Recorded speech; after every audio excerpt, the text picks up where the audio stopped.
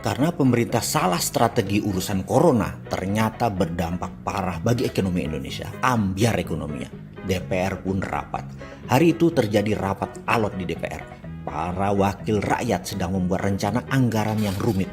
Perdebatan panjang berhari-hari tersebut menjadikan para anggota tersebut kelelahan. Efek dari rapat yang alot tersebut membuat stamina turun, bahkan ide kreatif ada pada titik rendah. Karena memang negara tidak punya uang. Lalu karena sudah butek otak, ada ide liar anggota dewan mencari alternatif keluar. Pak Ketua, seorang anggota dewan dari Sumatera Utara mengacungkan tangannya. Interupsi, saya ada usul. Bagaimana kalau kita hentikan membuat anggaran yang rumit ini? Kita potong kompas, kita ajukan penawaran kepada negara adidaya Amerika. Kita jadikan Indonesia negara bagian sekutu mereka, sehingga kita tidak perlu repot-repot buat anggaran. Suara lantang dan keras ciri Sumatera menggema. Para anggota yang sangat kelelahan sudah lelah mendengar usulan tadi seakan-akan tercerahkan. Bagaimana kalau kita voting, kata ketua yang ingin sidang cepat selesai.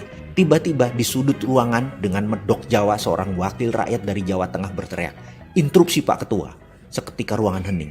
Saya setuju kita menjadi negara bagian Amerika.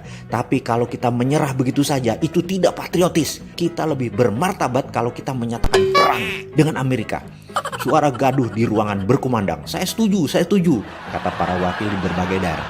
Kalau kita menyatakan perang kemudian kita kalah, kita menjadi negara sekutu Amerika. Pekerjaan kita jadi ringan, mereka yang mengerjakan anggaran buat kita. Ketua Dewan dengan segera di puncak kelelahannya menjawab, bagaimana kalau kita ketok palu, setuju kita menyatakan perang dengan Amerika. Ketika palu hampir mengetok meja, nanti dulu Pak. Di baris belakang anggota Dewan dengan logat Madura kental berbicara.